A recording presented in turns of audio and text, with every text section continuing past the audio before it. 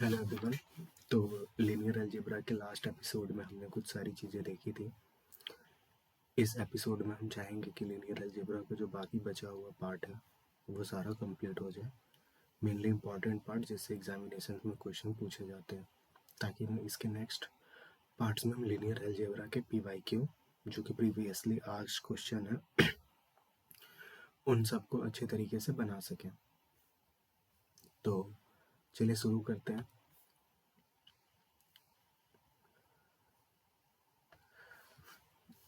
अभी तक हमने जो भी देखा है वो भी इम्पॉर्टेंट है, जैसे मैट्रिक्स के टाइप। उससे सवाल पूछे जाते हैं कि कभी कभी मैट्रिक्स के टाइप क्या क्या हैं, डिटर्मिनेंट की प्रॉपर्टीज बेस्ड सवाल पूछे जाते हैं। बट अभी इस लेक्चर में जो हम सबसे पहले देखने जा रहे हैं वो है matrix multiplication. Matrix multiplication matrix multiplication में कुछ चीज़ें बहुत ध्यान देने वाली हैं, बिकॉज मैट्रिक्स का एडिशन एंड सब्सट्रैक्शन बहुत सिंपल है। जैसे दो नंबर को हम लोग जोड़ते हैं उसी तरीके से मैट्रिक्स का एडिशन और सब्सट्रैक्शन भी होता है। बट मैट्रिक्स मल्टीप्लिकेशन थोड़ा सा अलग होता है। मान लीजिए कि अगर कोई मैट्रिक्स है A 0, 2, 3, 2, ठीक है, ये कॉमा यहाँ बीच से हटा दीजिए।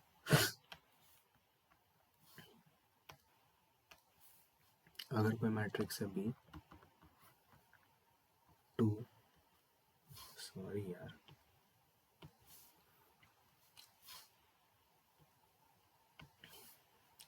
4, 1, 2, ये 2 क्रॉस 2 का मैट्रिक्स है और ये भी 2 क्रॉस 2 का मैट्रिक्स है। मैट्रिक्स मल्टीप्लिकेशन के लिए जो पहली चीज़ ध्यान में रखनी है वो ये ध्यान में रखनी है कि सिर्फ वैसे दो मैट्रिसेस का ही मल्टीप्लिकेशन हो सकता है जिनके पहले का कॉलम दूसरे के रोज के बराबर हो। ठीक है, ये भी 2 है, ये भी 2 है, इसलिए यहाँ पर मैट्रिक्स मल्टीप्लिकेशन हो जाएगा। तो हम लोग जब ए बी लिखेंगे तो 0, 2, 3, 2 का मल्टीप्लिकेशन करने के बाद 2, 4, 1, 2, और ये क्या आएगा, ये इस तरीके से इसका पहले का रोज दूसरे के कॉलम के साथ मल्टीप्लाई करेंगे। तो 0 इंटू 2 प्लस 2 इंटू 1, 2 इंटू 1। अब अगला जो इसका एलिमेंट बनेगा वो बनेगा 0 इंटू 4 प्लस 2 इंटू 2, फिर 3 into 2 plus 2 into 1, 3 into 4 plus 2 into 2। अब जो हम इसको सिंप्लीफाई करेंगे, ये 0 हो गया, 2 बचा यहाँ पर, ये 0 हो गया, 4 बचा यहाँ पर, ये 6 और 2 8 हो गया, और यहाँ पर 12 और 4 16 हो गया। ठीक है, तो ये इसका मल्टीप्लिकेशन करके आया। एक चीज़ और ध्यान देने वाली है, AB is not equal to BA। Matrix multiplication में ऐसा कभी नहीं होता। तो ये दो बातें मैट्रिक्स मल्टीप्लिकेशन में बहुत इम्पॉर्टेंट है। पहला कि हम उसके ऑर्डर को देखेंगे, उसके बाद ही डिसाइड करेंगे कि मैट्रिक्स मल्टीप्लाई हो सकते हैं कि नहीं हो सकते। दूसरा कि AB BA के बराबर नहीं है। ये दो चीज़ें मैट्रिक्स मल्टीप्लिकेशन की हमें बहुत ध्यान में रखनी है। ठीक है, अब हम बात करते हैं कि हमने पढ़ा कि रैंक निकालते हैं, तो एक उससे इम्पॉर्टेंट है कि जो A और B का मल्टीप्लाई करने के बाद रैंक है, rank of A and B matrix is always less than or equal to minimum of rank A और रैंक B। ठीक है, तो इसका क्या मतलब है कि या तो रैंक A और रैंक B दोनों में से जो मिनिमम होगा उसके बराबर या उससे छोटा होगा AB का रैंक। ठीक है, अब बेसिकली यहाँ पर अगर हम देखें तो इसका अगर हम लोग रैंक निकालना चाहें तो A का रैंक क्या है, रैंक ऑफ A। ठीक है, तो रैंक ऑफ क्या है, 0 इंटू 2 माइनस, तो पहले ए का डिटर्मिनेंट निकाल लेते हैं। डिटर्मिनेंट ऑफ ए क्या निकलेगा, 0 into 2 0 minus 3 into 6 minus 6 which is not 0, यानी इसका जो रैंक है वो 2 है। अगर हम लोग बी का देखें, बी का रैंक 4 माइनस 4, यानी कि इसका जो रैंक आ गया वो आ गया 0, तो इसका जो डिटर्मिनेंट आ गया वो आ गया 0। तो रैंक की अगर हम लोग बात करें तो इसका रैंक 1 होगा। ठीक है, तो अब अगर हमसे कोई पूछे कि रैंक ऑफ ए बी कितना होगा, तो यहाँ पर हम लोग रैंक ए बी बता सकते हैं। रैंक ए बी हमारा 2 नहीं होगा, 1 होगा, क्योंकि 1 या 1 से छोटा होगा। ऐसा इसलिए क्योंकि यहाँ पर क्या लिखा है, minimum of rank A and rank B. That's why यहाँ पर जो ए बी का रैंक हमसे पूछा जा रहा है, तो अगर हमसे कोई ए बी का रैंक पूछे तो हम उसको बताएंगे 1। तो होप सो कि आपको ये रैंक वाला कंसेप्ट समझ में आया होगा, क्योंकि इससे सवाल बनते हैं, इंपॉर्टेंट कंसेप्ट है कि दोनों का जो प्रोडक्ट का रैंक होता है वो दोनों के रैंक के मिनिमम होता है। आप यहाँ पर देख भी सकते हो, अगर आप इसी का लगाओगे तो 32 minus 32 is equal to 0। Determinant 0 का मतलब होता है कि जितना ऑर्डर है उसका रैंक उससे नीचे है। ठीक है, तो रैंक यहाँ पर 1 आ जाएगा। ठीक है, क्योंकि 2x2 का मैट्रिक्स है तो मैक्स टू मैक्स या तो 1 हो सकता है, नहीं तो 2 हो सकता है। बेसिकली अगर हम बात करें कि अगर 2 नहीं है तो फिर 1 ही है। ठीक है, तो ये मैट्रिक्स मल्टीप्लिकेशन कंसेप्ट है जो कि आपको ध्यान में रखना है। अब हम इसके बाद आगे जो अगला टॉपिक पढ़ेंगे वो है इनवर्स ऑफ मैट्रिक्स।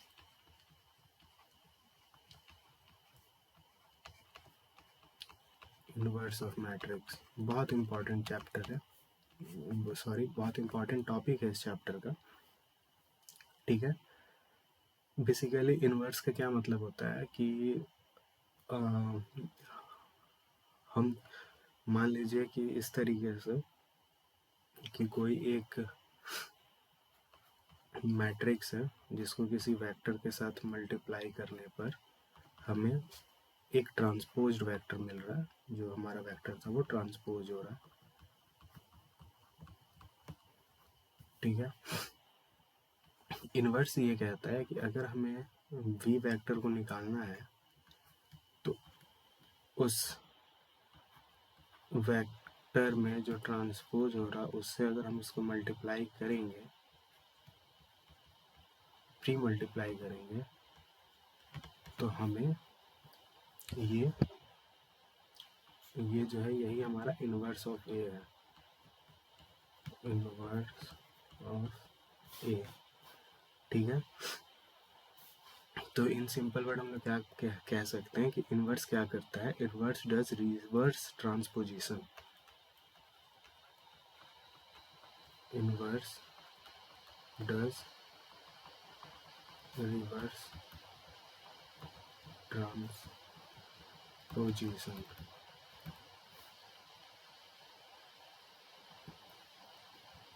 अब हम बात करते हैं इसकी कुछ इंपॉर्टेंट प्रॉपर्टीज़ की। उसके पहले हम एक चीज़ जो ध्यान में दें वो है सिंगुलर मैट्रिक्स किसको कहते हैं। ठीक है, कोई भी मैट्रिक्स जिसका डिटर्मिनेंट का वैल्यू 0, अगर मान लीजिए एक मैट्रिक्स ए है जिसका डिटर्मिनेंट का वैल्यू 0 है, देन ए कैसा मैट्रिक्स है, सिंगुलर मैट्रिक्स है।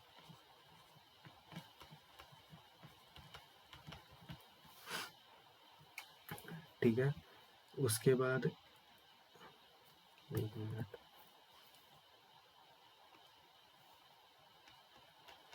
Invertible matrix. Invertible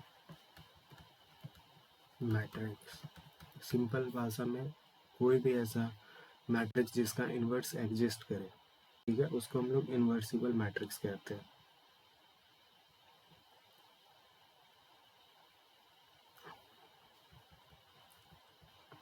input can be predicted uniquely from given output. Uniquely from given output. Any matrix was inverse exists is invertible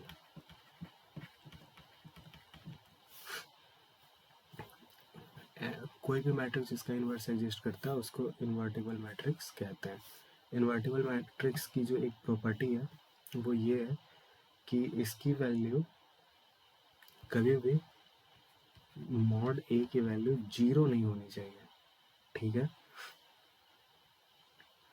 और जो सिंगुलर मैट्रिक्स है वो नॉन इन्वर्टिबल मैट्रिक्स होता है क्योंकि यहाँ पर इसकी मॉड ए की वैल्यू 0 होती है। सिंगुलर मैट्रिक्स कैसा होता है? Non invertible.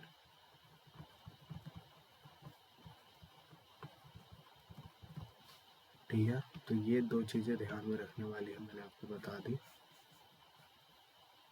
सिंगुलर मैट्रिक्स है, नॉन इन्वर्टिबल मैट्रिक्स, ठीक है, इसका डिटर्मिनेंट 0 होता है। Invertible matrix, matrix whose inverse exist, इसमें ये 0 होता है। अब हमारे पास सवाल आते हैं कि हम किस तरीके से आखिर निकालें।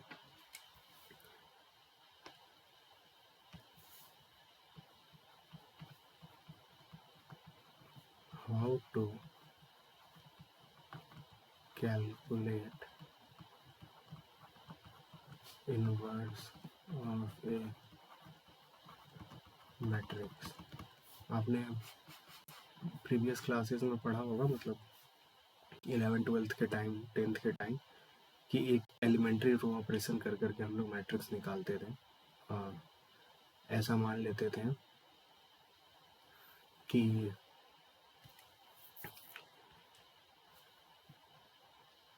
एक मैट्रिक्स है ए, मेथड 1 की अगर हम लोग बात करें, ठीक है, एक मैट्रिक्स है ए,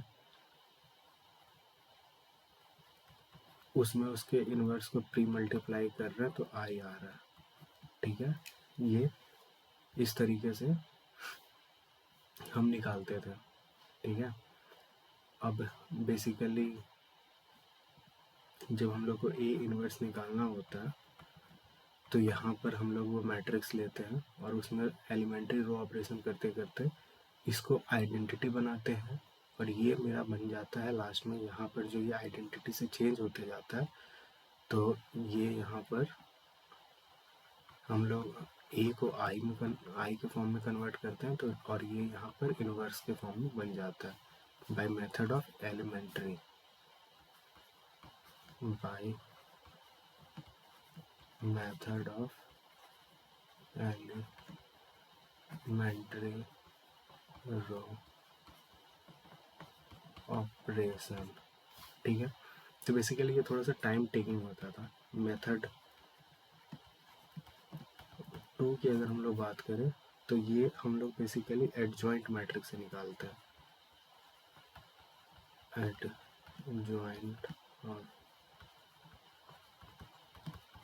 जनरली हम लोग यही मेथड को फॉलो करते हैं निकालने के लिए। किस तरीके से निकालते हैं? ए इनवर्स जो होता है वो होता है adjoint of A divided by determinant of a.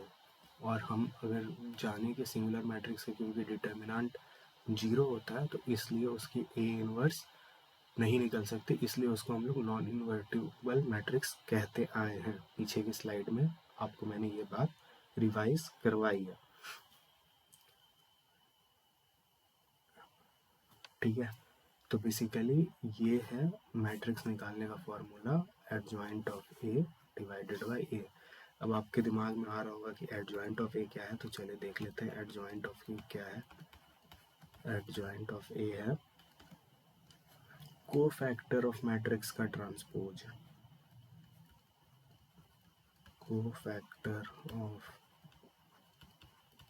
Matrix उसका ट्रांसपोज, ठीक है। दो टर्म यहाँ पर आता है, एक आता है माइनर जो कि साइन बताता है, ठीक है, जिसको इस तरीके से हम लोग निकालते हैं सम ऑफ पोजीशंस, और दूसरा टर्म है cofactor.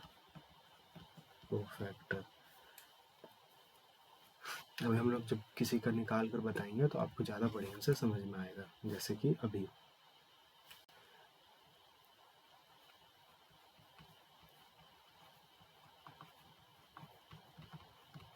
Calculation of adjoint of 2x2 matrix, calculation of adjoint of 2x2 matrix. मान लीजिए कि आपको एक मैट्रिक्स दिया हुआ है 4168 4168 2x2 का मैट्रिक्स है। आपको इसका एडजॉइंट निकालना है। एडजॉइंट निकालने का तरीका क्या था? Adjoint of A is equal to cofactor का ट्रांसपोज, कोफैक्टर ऑफ ए उसका ट्रांसपोज। तो पहले हम लोग को ये निकालना पड़ेगा कोफैक्टर ऑफ ए। तो कोफैक्टर ऑफ ए निकालने के लिए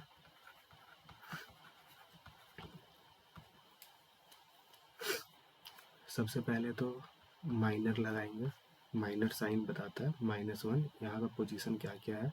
ये है 1 1, ये है 1 2, ये है 2 1, ये है 2 2। ये इसका पोजीशन हो गया। तो इसका पावर क्या? 1 + 1। तो ये क्या आ जाएगा?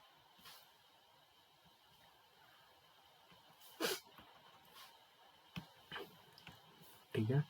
अब इसका जब कोफैक्टर निकालेंगे तो देखिए, जिसका कोफैक्टर निकालते उसको हटा दीजिए, इसको और इसको। मतलब अभी हम लोग इस पे निकाल रहे हैं ना, तो इसको और इसको हटा देंगे तो बचा 8। तो यहाँ पर लिखेंगे 8। फिर इसके बाद सेकंड वाले की क्या है पोजीशन? 1 + 2। इसको हटा देंगे तो यहाँ पर बचेगा 4 -1 2 + 1। इसको हटा देंगे तो बचेगा 1। और यहाँ पर -1 2 + 2 क्या बचा? इसको हटा दिए, इसको हटा दिए,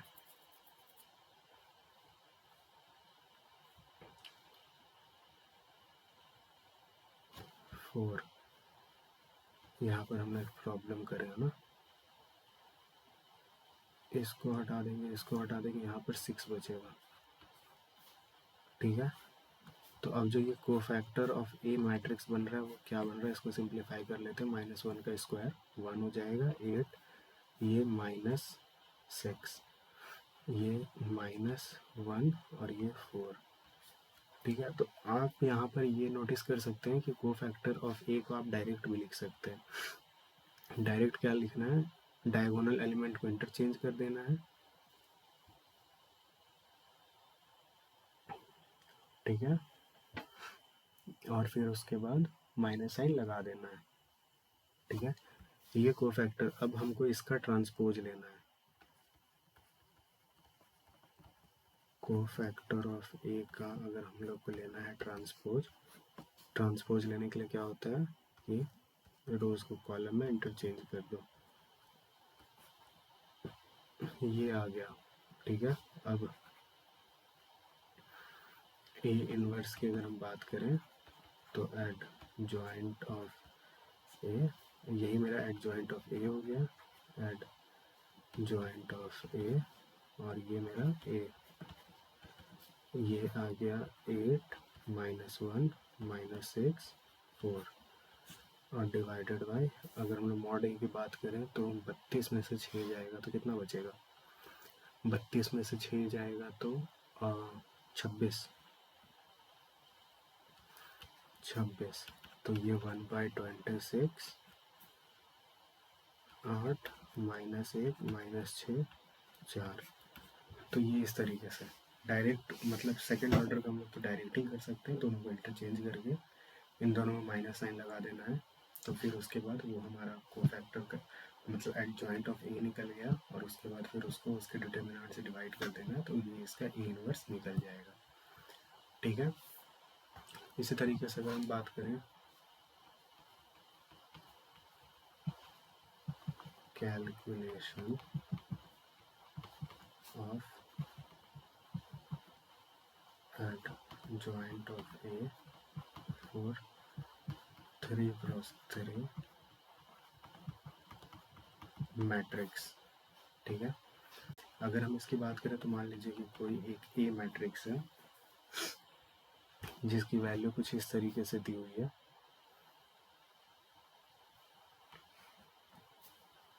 लेट अस सपोज 1 2 3 1 1 2 2 2 2। अब हमको इसका एडजॉइंट निकालना है। एडजॉइंट निकालने के पहले क्या निकालेंगे? पहले निकालेंगे कोफैक्टर, ठीक है। तो इसका हम लोग निकालेंगे कोफैक्टर। कोफैक्टर निकालने के लिए पहले माइनर आएगा।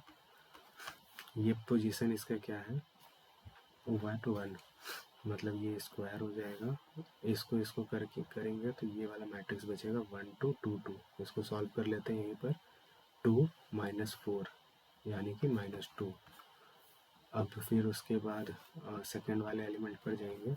ये 2 1 2, तो यानी 3 हो गया इसका पावर। इसको करेंगे तो 2 -4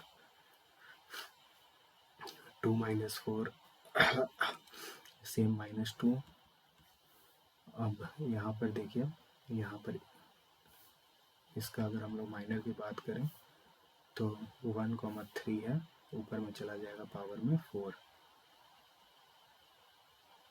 ठीक है। अब इसको अगर इसको खत्म करेंगे तो 2 में से 2 जाएगा तो ये 0 हो जाएगा, ठीक है। इजी है, बस थोड़ा सा आपको ध्यान रखना है कि आप क्या कर रहे हो। और बिकॉज मैट्रिक्स में ऐसा अक्सर देखा गया है कि अगर 3 × 3 का आया और आपकी सावधानी हटी, मतलब भैया दुर्घटना घट चुकी है। तो इसलिए आपको ये चीज़ें ध्यान रखने वाली हैं, और थोड़ा सा प्रैक्टिस करोगे तो आप मैट्रिक्स से अच्छे खासे मार्क्स उठा लोगे।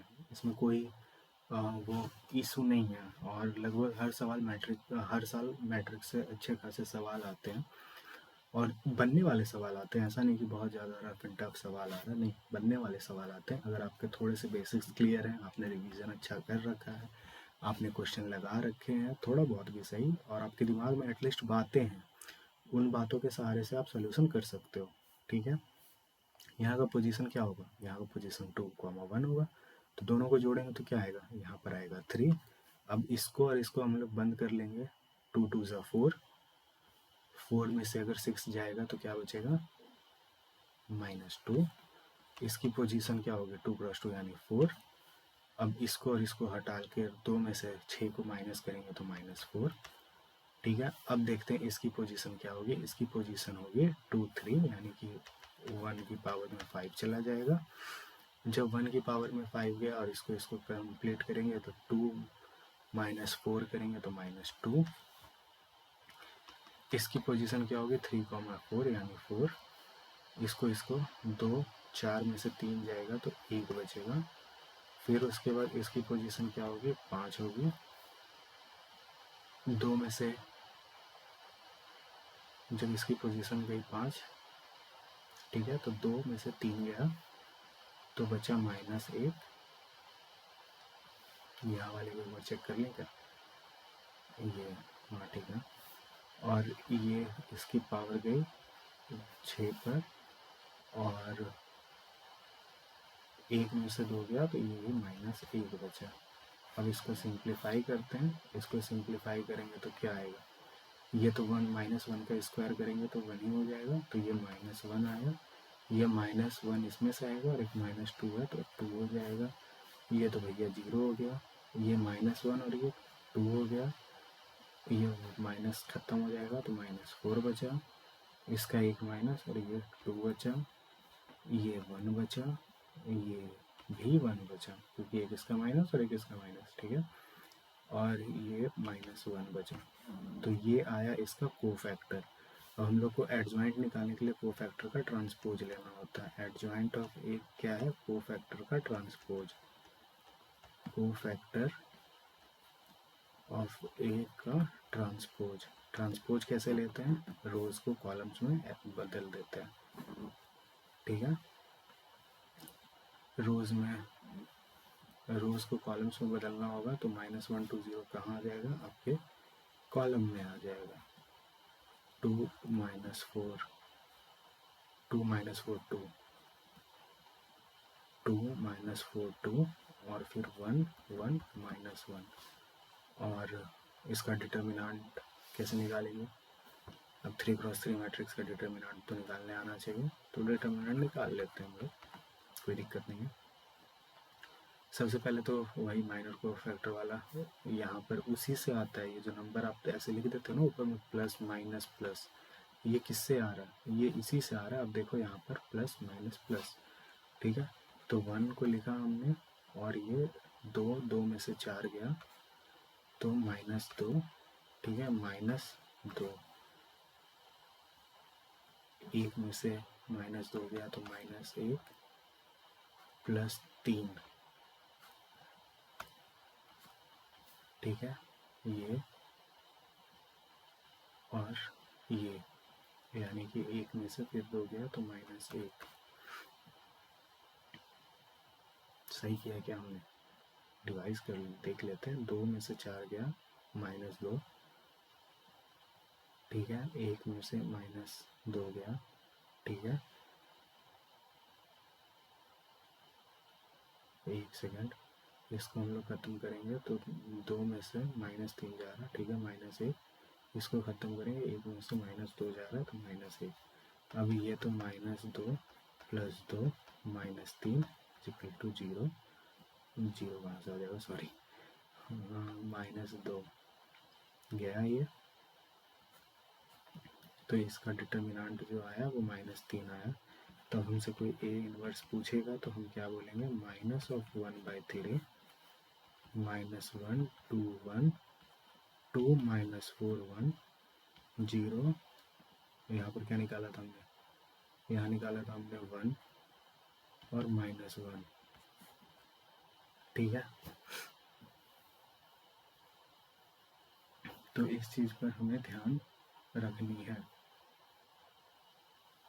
तो ये काफ़ी इम्पोर्टेंट है, इसको ध्यान देना है। अगर इसमें थोड़ी बहुत गलती हुई होगी तो कैलकुलेशन में अगर गलती होती है तो बहुत ब्लंडर करते हैं आप, लेकिन मुझे उम्मीद है कि मैंने इसके कैलकुलेशन में यहाँ पर तो कोई गलती नहीं की है। एक बार आप भी अपने पॉइंट ऑफ व्यू से चेक कर लेना। अगर आपको कोई गलती मिले तो आप कमेंट सेक्शन में बताना, आई विल अप्रिसिएट। इसका मतलब ये होता है कि जब आप किसी की गलती निकालो तो इसका मतलब ये है कि आप उस पर ध्यान दे रहे हो, ठीक है। और क्योंकि मैं बहुत शुरुआती फेजेज़ में हूँ तो हो सकता है कि मैं खुद भी गलती करता रहूँ। मैं बेसिकली आपके साथ मैं भी रिवाइज़ कर रहा हूँ, इसी मोटिव से मैं ये सारे वीडियोज़ बना रहा हूँ, ठीक है। तो चलिए, हम यहाँ पर हमारा ये इन्वर्स वाला जो कैलकुलेशन वाला पार्ट था वो कंप्लीट हुआ। अब हम कुछ प्रॉपर्टीज़ देखेंगे, थोड़ा रंग बिरंगा अच्छा लगता है तो चलिए रंग बदल लेते हैं। होप सो कि ये विजिबल हो आपको। प्रॉपर्टीज ऑफ इन्वर्स, ये काफ़ी इम्पोर्टेंट है, इससे सवाल बनते हैं, ठीक है। अगर किसी का डिटर्मिनेंट है तो उसका जो डिटर्मिनेंट ये इस तरीके से बराबर होता है। दूसरा है कि ए और ए इनवर्स को आपस में मल्टीप्लाई करके 1 आता है, उसी तरीके से ये 1 आएगा। जब डिटर्मिनेंट निकालेंगे दोनों के प्रोडक्ट का तो बेसिकली आई के, ये आई के बराबर है और आई का अगर हम डिटर्मिनेंट निकालते हैं तो वो 1 होता है। वहाँ से हम ये बता सकते हैं कि ए और ए इनवर्स का जो डिटर्मिनेंट है वो 1 होगा। यहाँ से भी आप ये चीज़ बता सकते थे।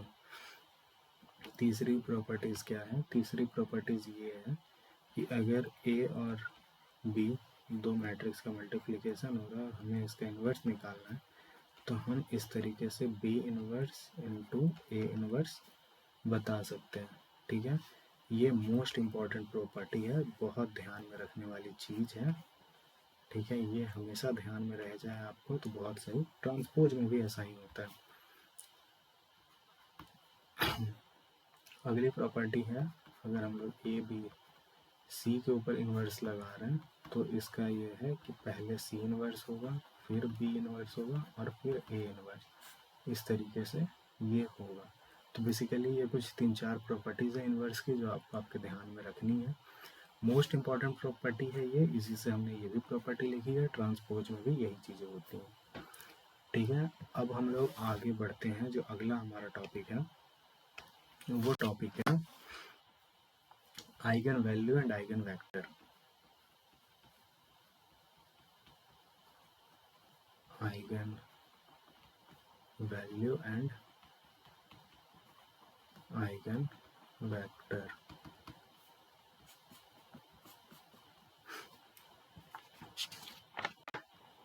ये अभी तक हमने जो भी कुछ देखा है उनमें जिससे सबसे ज़्यादा सवाल गेट पूछता है और गेट का जो सबसे फेवरेट टॉपिक है वो फेवरेट टॉपिक है eigen value and eigen vector. तो आप यहाँ से एकदम 110% श्योर होकर चलो कि सवाल बनने जा रहे हैं। और basically eigen value and eigen vector सिर्फ आपको यही नहीं बल्कि अगर आपने कंट्रोल सिस्टम में स्टेट स्पेस पढ़ा होगा तो उसमें भी आप आइगन वैल्यू और आइगन वेक्टर को जानते होंगे, क्योंकि स्टेट स्पेस का सॉल्यूशन भी पूरे तरीके से इसी चैप्टर के ऊपर डिपेंडेंट है, मतलब मैट्रिक्स के ऊपर, लीनियर अलजेब्रा के ऊपर डिपेंडेंट है। ठीक है, तो अब हम लोग आइगन वैल्यू और आइगन वेक्टर को जब पढ़ेंगे तो सबसे पहले मान लीजिए एक कोई मैट्रिक्स है जिसको कि हम उसका वेक्टर ट्रांसपोजिशन कर रहे हैं और वो करने के बाद एक सर्टेन स्केलर क्वांटिटी से मल्टीप्लाई होकर के वही वेक्टर आता है। तब ऐसे केस में जो वेक्टर v है वो मेरा आइगन वेक्टर है और जो मेरा ये स्केलर क्वांटिटी आ रहा है इसको हम लोग बोलते हैं आइगन वैल्यू। आइगन वैल्यू, ठीक है। आइगन फंक्शन प्रॉपर्टी हम पढ़ते हैं सिग्नल सिस्टम में। आपने मुझे ध्यान है ये चीज़ हम पढ़ते हैं कि अगर कोई एक LTI सिस्टम है, लीनियर टाइम इनवेरिएंट सिस्टम, ठीक है, और उसमें कोई पीरियडिक इनपुट डाल रहे हैं हम लोग, पीरियोडिक इनपुट डाल रहे हैं, तो उसका आउटपुट अगर मान लीजिए k है जो कि मेरा पीरियोडिक आउटपुट है,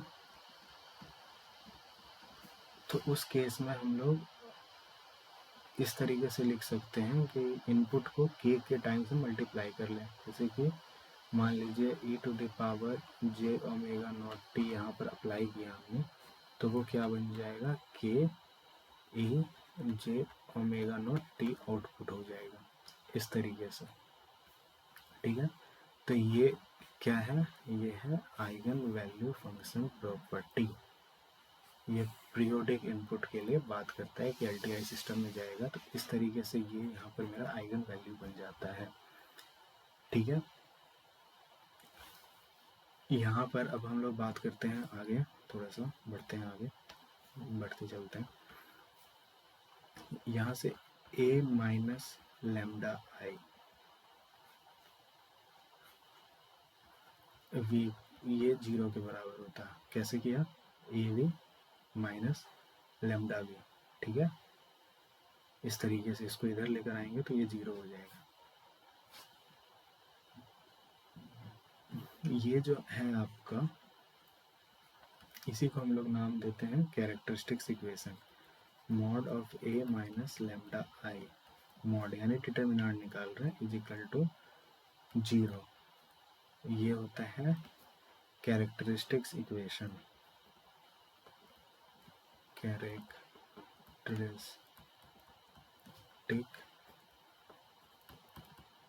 इक्वेशन। बहुत काम की रिलेशन है भैया ये, ठीक है, बहुत काम की रिलेशन है, मतलब इतने काम की रिलेशन कि मैं कुछ आपको बता नहीं सकता। अब हम लोग कुछ कुछ अलग अलग चीज़ें पढ़ेंगे, जैसे कि अगर नंबर ऑफ आइगन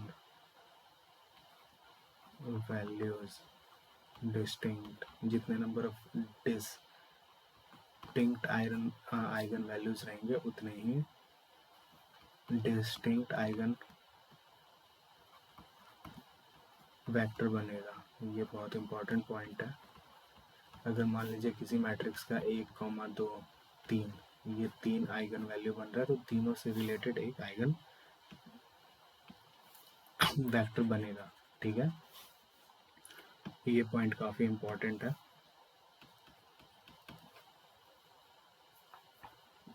दो केस हमने देखा, टू केस। केस वन क्या है? केस वन है आपका distinct eigen values, distinct eigen values. और केस टू क्या है? Repeated eigen values.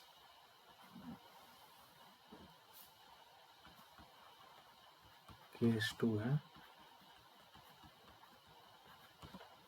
Repeated eigen values. Case one क्या है और केस टू क्या है?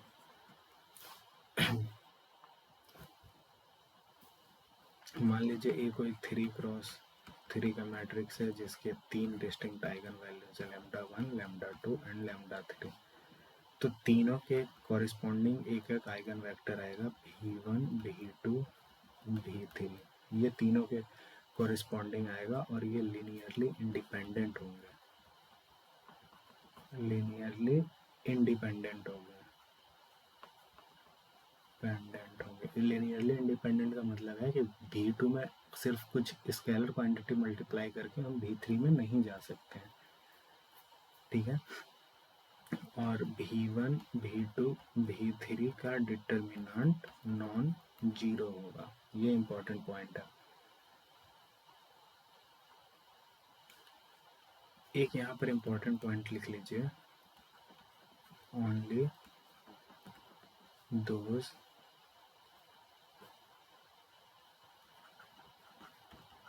Matrix are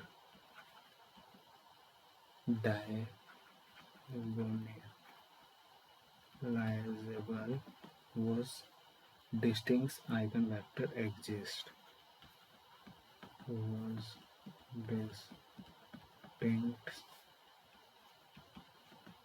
eigenvector exist। ठीक है, डायगोनलाइज करने का क्या मतलब है कि मान लीजिए कोई मैट्रिक्स है ABCDEFGH, तो ये वाला जो टर्म है DE जो डायगोनल एलिमेंट है उसके अलावा बाकी सारे को जीरो कर देना। तो वो डायगोनलाइज कोई भी मैट्रिक्स तभी हो सकता है जब उसके डिस्टिंक्ट आइगन वैल्यूज हो, और इनडायरेक्टली ये भी कह सकते हैं हम लोग डायरेक्टली कि डिस्टिंक्ट आइगन वेक्टर उसके एग्जिस्ट करने चाहिए। ठीक है, केस टू में हम लोग बात कर रहे हैं कि रिपीटेड आइगन वैल्यूज हो।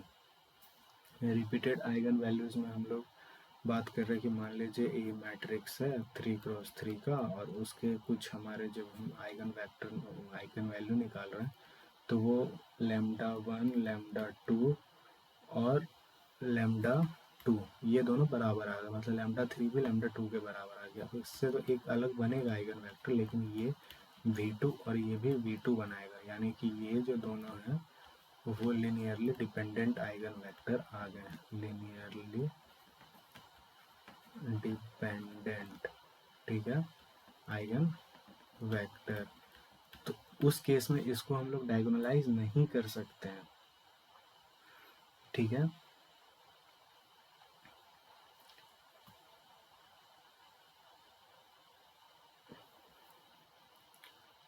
ये हो भी सकता है, नहीं भी हो सकता लीनियरली डिपेंडेंट। ठीक है, बट लीनियरली इंडिपेंडेंट नहीं होगा, ये श्योर है। ठीक है, इस केस में हम लोग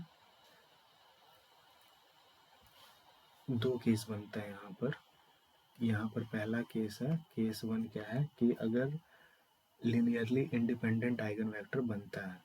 ठीक है,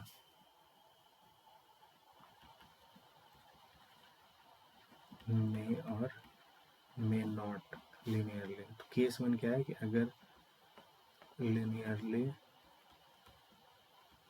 इंडिपेंडेंट है तब यहाँ पर डायगोनलाइज होगा, डायगोनलाइज। और केस टू है अगर नहीं है लीनियरली नॉन लीनियरली इंडिपेंडेंट यानी कि डिपेंडेंट है, उस केस में यहाँ पर बनता है जॉर्डन फॉर्म। ये थोड़ा सा कंट्रोल का है पार्ट, वो मैंने बता दिया, लेकिन ये ध्यान रखने वाली बात है, ये वाला जो पॉइंट है कि अगर लिनियरली इंडिपेंडेंट है तो फिर उसका डायगोनलाइज हम लोग कर सकते हैं। ठीक है, अब हम लोग जो इसमें कुछ प्रॉपर्टीज़ है आइगन वैल्यू की, जो कि काफ़ी इम्पोर्टेंट पार्ट है, और इस पार्ट से ही सवाल ज़्यादा बनने के चांसेस होते हैं, इसलिए इसको थोड़ा ध्यान से देखिएगा। उम्मीद है कि आपको ये समझ में आ रहा होगा, आपकी अच्छी खासी रिवीजन हो रही होगी, और थोड़ा बहुत जो डाउट होगा वो हम उम्मीद करते हैं कि जब हम क्वेश्चन प्रैक्टिस करेंगे तो उसमें क्लियर हो जाएगा। ठीक है, तो सबसे पहले प्रॉपर्टीज़ की बात कर रहे हैं हम लोग।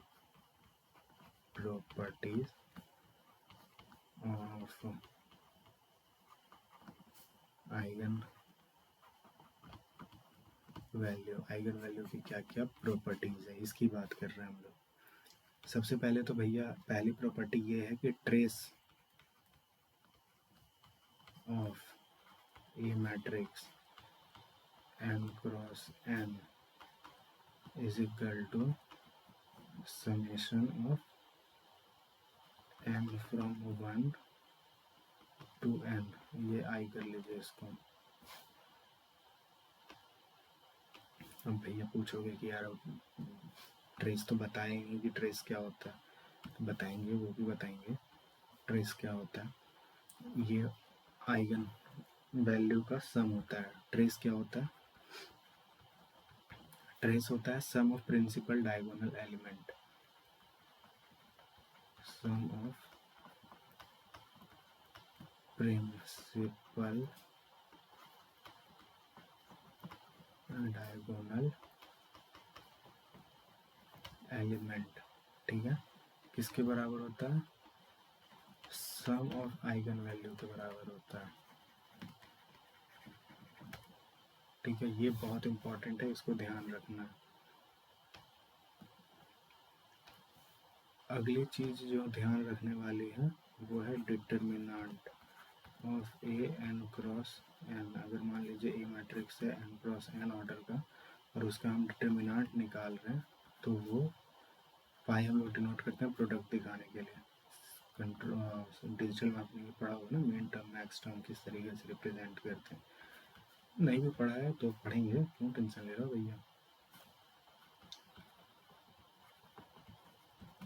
प्रोडक्ट ऑफ आइगन वैल्यूज किसके बराबर होती है? डिटर्मिनेंट ऑफ ए के। तो ये दो चीज़ें बहुत इंपॉर्टेंट है। प्रोडक्ट किसके बराबर है आइगन वैल्यू का? डिटर्मिनेंट के। और प्रिंसिपल डायगोनल का जो सम है वो किसके बराबर है? आइगन वैल्यू के सम के बराबर। ठीक है, यहाँ से बेसिकली आप ये कमेंट कर सकते हो मैट्रिक्स को देख करके कि उसका आइगन वैल्यू क्या होगा क्या नहीं होगा। ठीक है, प्रॉपर्टीज ध्यान में रहने का ये फायदा होता है। अब तीसरी प्रॉपर्टीज क्या है कि अगर मान लीजिए एक आइडेंटिटी मैट्रिक्स क्या होता है? 1 0 0 0 1 0 0 0 1। तो ये तो आइडेंटिटी मैट्रिक्स है। आइडेंटिटी मैट्रिक्स क्या करता है? Do nothing in transposition. इसका अगर हम लोग ये बात करें आइगन वैल्यूज, तो 1 1 1 distinct eigen vector, linearly independent eigen vector. लेकिन ये तो डिस्टिंक्ट है नहीं, मतलब कि इसके जो आइगन वेक्टर बनेंगे वो लीनियरली इंडिपेंडेंट तो नहीं होंगे। ठीक है, तो ये चीज़ें ध्यान रखने वाली बात है। तो यहाँ से ये भी समझ में आता है कि अगर कोई भी डायगोनलाइज फॉर्म में है तो उसका आइगन वेक्टर क्या होगा? उसके प्रिंसिपल डायगोनल के एलिमेंट्स ही उसके वो होंगे आइगन वैल्यू। ठीक है, अब हम लोग नेक्स्ट पॉइंट पर बढ़ें। तो नेक्स्ट पॉइंट ये कहता है कि मान लीजिए एक मैट्रिक्स ए है और उसका सम कर रहे हैं एक मैट्रिक्स बी के साथ। ए के आइगन वैल्यूज है लैम्डा 1 लैम्डा 2 लैम्डा 3, बी के हैं lambda 1 dash lambda 2 dash lambda 3 dash. तो इन दोनों के सम के बाद जो मैट्रिक्स बनेगा वो कुछ इस तरीके से बनेगा, lambda 1 plus lambda 1 dash, lambda 2 plus lambda 2 dash, और लैम्डा 3 प्लस लैम्डा 3 डैश। और यहाँ पर एक इम्पॉर्टेंट पॉइंट ये बनता है कि eigen vector of A and B must be same, दोनों सेम होंगे। Eigen vector of A and B must same. अगला जो है इम्पोर्टेंट है वो ये कि अगर आपका 1, 2 और 3 ये आइगन वैल्यू हैं और इसका पावर कर देंगे कुछ के टर्म्स, तो आइगन वैल्यूज के भी पावर हो जाएंगे और आइगन वेक्टर क्या रहेगा, आइगन वेक्टर रिमेन्स सेम, ये सेम ही रहेगा। ठीक है। अगला सवाल अगर हम लोग देखें तो अगला सवाल है एस इनवर्स ए और एस। तो यहाँ पर ये बनता है, इस तरीके से रिप्रेजेंट करते हैं, इसको हम लोग बोलते हैं diagonal matrix. Diagonal matrix.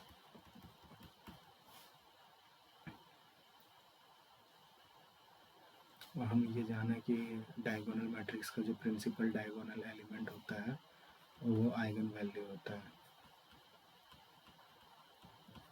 Principal diagonal matrix elements are eigen values.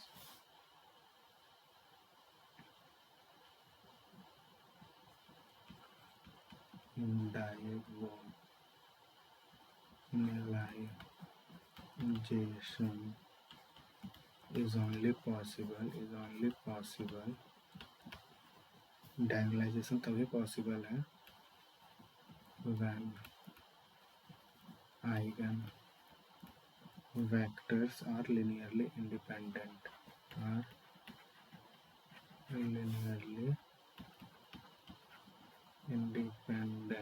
ये important point है, इसको नहीं मिस करना है। इसका मतलब क्या है कि एस इनवर्स मस्ट एग्जिस्ट करने के लिए इसको नॉन सिंगुलर होना पड़ेगा, यानी कि नॉन सिंगुलर मैट्रिक्स एस को होना पड़ेगा।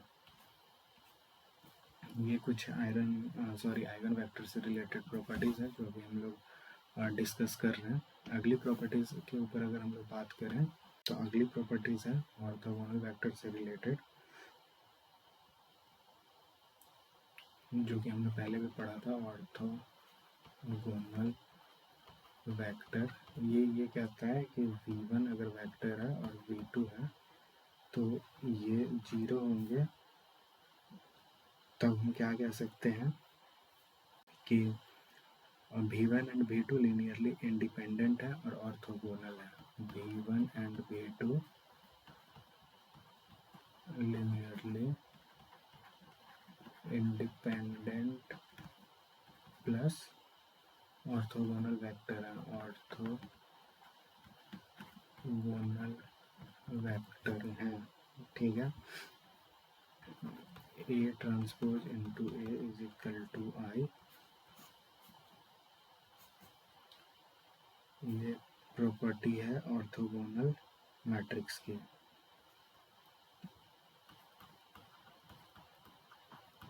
Property of orthogonal matrix.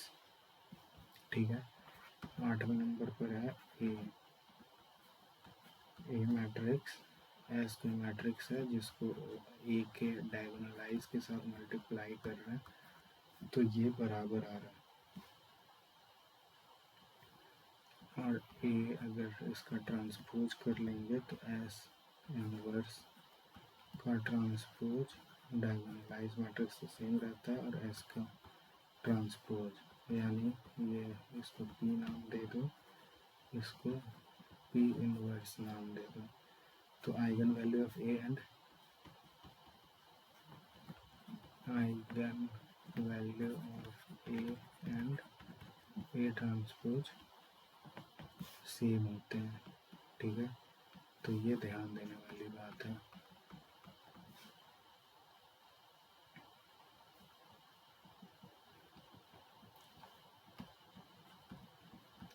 K of A eigen values will be multiplied by K, but eigenvector remains same. Eigenvector remain same, ठीक है। 10 ये इम्पोर्टेंट है। ए क्या है, कोई मैट्रिक्स है और उसका आइगन वेक्टर निकाल रहे हैं हम लोग, आइगन वेक्टर निकाल रहे हैं आइगन वैल्यूज की सहायता से। तो इसमें 3 केसेस बनते हैं। अगर ये मेरा साइमेट्रिक मैट्रिक्स है, साइमेट्रिक मैट्रिक्स क्या होता है बताया था मैंने आपको, ए और ए ट्रांसपोज की वैल्यू क्या है, बराबर होनी चाहिए। साइमेट्रिक मैट्रिक्स है तो मतलब A is equal to A transpose, ठीक है। तो ये साइमेट्रिक है, तो आइगन वैल्यूज क्या होगा, आइगन वैल्यूज होगा प्योरली रियल, और आइगन वेक्टर क्या होगा, perpendicular to each other. 2 cases में होते हैं। यहाँ पर इसको भी देख लेते हैं। ए क्या है, skew, anti symmetric, anti symmetric मतलब ये दोनों बराबर नहीं है। उस केस में ये होता है प्योरली इमेजिनरी, प्योरली इमेजिनरी। इन दोनों केस में आइगन वेक्टर क्या होता है, v1 and v2 are perpendicular to each other, v1 and v2 are perpendicular to each other. तीसरा केस क्या बनता है, तीसरा केस है कि अगर ए जो है वो ऑर्थोगोनल मैट्रिक्स है, ऑर्थोगोनल है। तो ऑर्थोगोनल है तो इसका मतलब क्या है कि ए ट्रांसपोज और ए का मल्टीप्लाई करने पर आई आएगा। तो इस केस में जो ये बनता है वो बनता है कॉम्प्लेक्स आइगन वैल्यूज, ठीक है। फॉर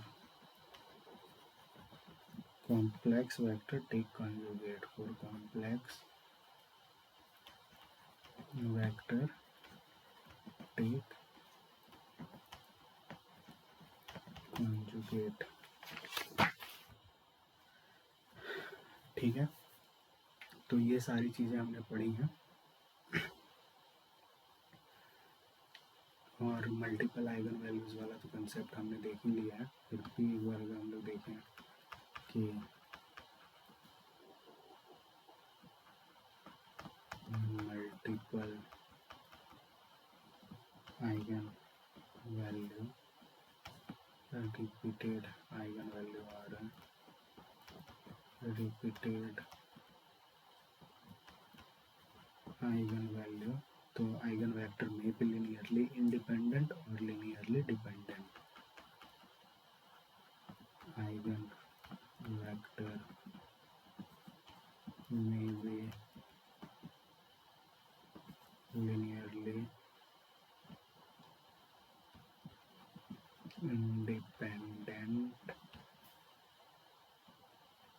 और लीनियरली डिपेंडेंट, ठीक है। For linearly independent diagonalizable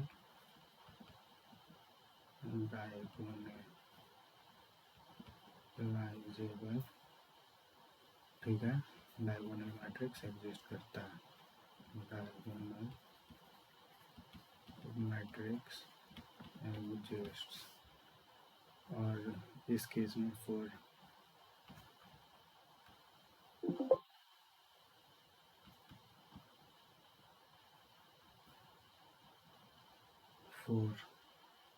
linearly dependent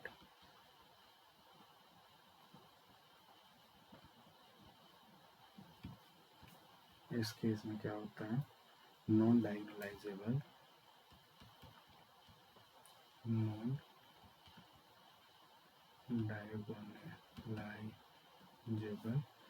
और यहाँ पर कौन सा जॉर्डन फॉर्म एग्जिस्ट,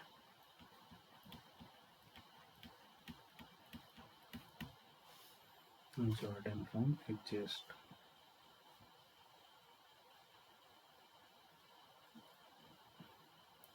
तो ये हमारा मल्टीपल आइगन वैल्यू का कंसेप्ट था। अब हम इसके कुछ एप्लीकेशंस देखेंगे, applications of eigen values and eigen vector.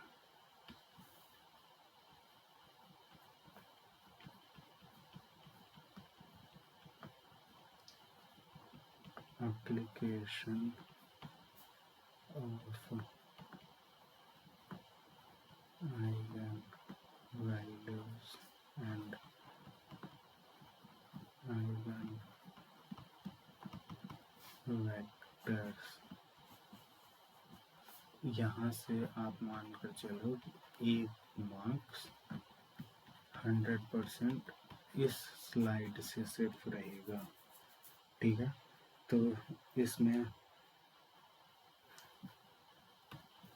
Solving of state equation, solving of state equation ये कंट्रोल सिस्टम का पार्ट है, ठीक है।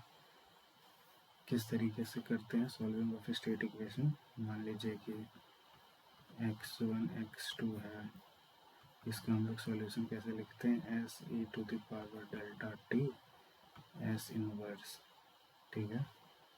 और ये x1 0 x2 0, तो ये हमारा होता है स्टेट ट्रांजिशन e के पावर at, स्टेट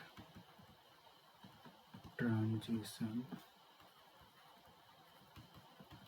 मैट्रिक्स, ठीक है। Valid only for distinct eigen values, distinct eigen values के लिए ही सिर्फ वैलिड है। x ax x1t x2t, इसका अगर हम लोग को सॉल्यूशन लिखना पड़े तो c1 v1 vector e lambda 1t plus c2 v2 vector e lambda 2t, ठीक है। इस तरीके से हम लोग लिख सकते हैं। c1 c2 कॉन्स्टेंट होता है, ये कोई वेक्टर होता है, और ये लैम्डा 1 लैम्डा 2। कुल मिलाकर के स्टेट ट्रांजिशन मैट्रिक्स किस तरीके से निकलता है, s e to the power, ये जो डायगोनलाइजेबल है ये, और s इनवर्स, ठीक है। ये स्टेट ट्रांजिशन मैट्रिक्स निकालने का तरीका होता है। Part of control system, state space analysis.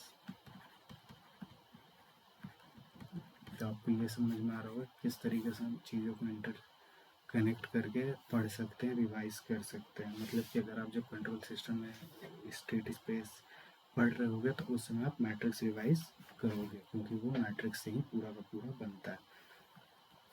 जो दूसरा ये है कि calculation of higher power of any matrix, calculation of higher power of any matrix. अगर हम लोग ए का पावर k निकाले तो वो हम तो जानते हैं कि इस तरीके से होता है, ये डायगोनलाइजेबल ऑफ ए है, तो इसका पावर k कर दो और एस इनवर्स, तो ये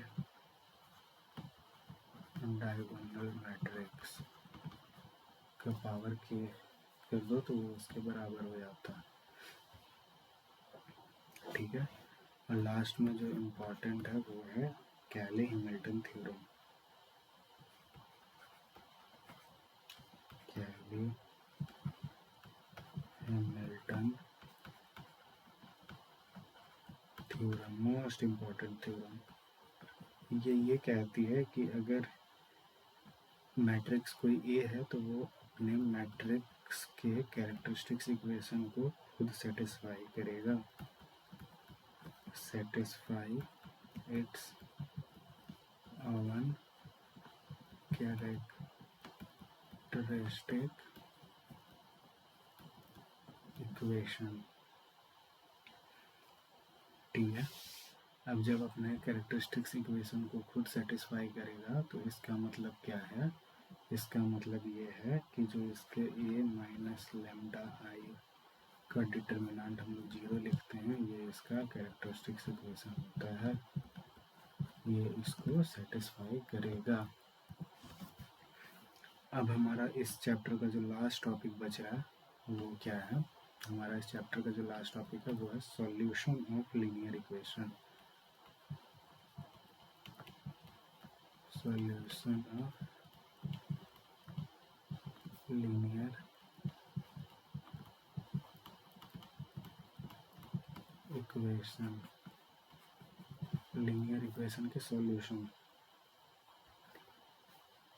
तो 3 सॉल्यूशन होते हैं, 1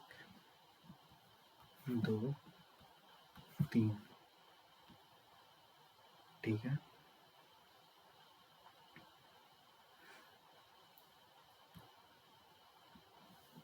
पहला है नो सॉल्यूशन कब होगा?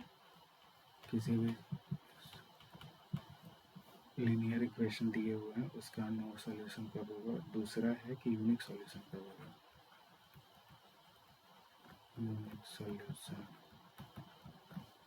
तीसरा है कि इनफाइनाइट सॉल्यूशन कब होगा। Infinite solution. देखिए, नो सॉल्यूशन को हम लोग इनकंसिस्टेंट सॉल्यूशन कहते हैं। इनकंसिस्टेंट, और इन दोनों को हम कहते हैं consistent solution.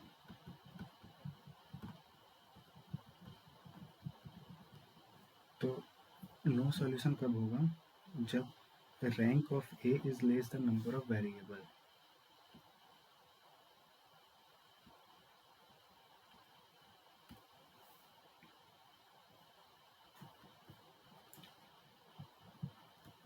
Rank of A is less than number of variable.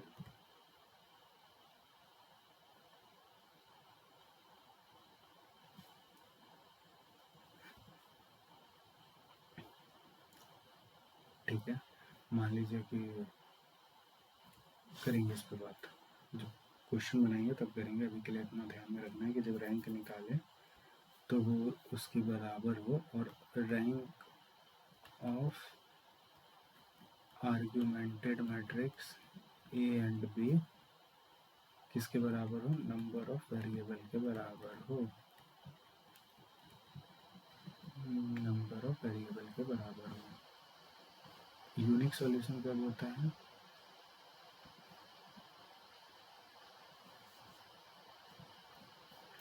Unique solution है कि अगर ए 3x3 का मैट्रिक्स है, देन जो इसकी रैंक है वो भी 3 के बराबर है, तो आएगा यूनिक सॉल्यूशन। Unique solution. और इनफाइनाइट सॉल्यूशन का है क्या कि रैंक जो है वो less than number of variable हो,